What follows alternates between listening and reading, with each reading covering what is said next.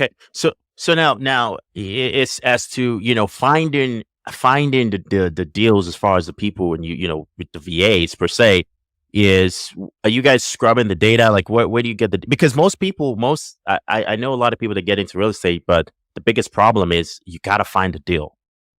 Yeah, and that's it's kind of funny when you talk to real estate agents. That's what they say. They say, "Listen, it's very difficult out there. We can't find deals." We find deals. Again, I use all my virtual assistants to do this. So scrubbing data. There's a bunch of different ways to get data. There's a site called PropStream where you could pull a list, right? If you want all non-owner occupants, if you want pre-foreclosure, whatever list you're looking for, or if you want to hit neighborhoods you're looking to buy in a certain neighborhood, you could Okay. pull down that list and then you get them skip trace, which means finding the best phone number for that particular record. And then we Okay. give it over to our virtual assistants. We upload it into the text platform that we use, which is Smarter Contact.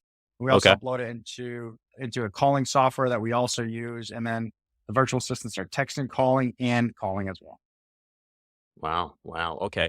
Now, Yep. so okay. So now, this is just kind of me on my end because a little Okay. background on me is I used to sell insurance, and back when I have a virtual assistant agency as well, and Yep. one of the big factors that we pay attention to is the DNC list, Mhm. Yep. right? So you We do the guys same thing. Yeah. We you scrub it as you well. you scrub it as well.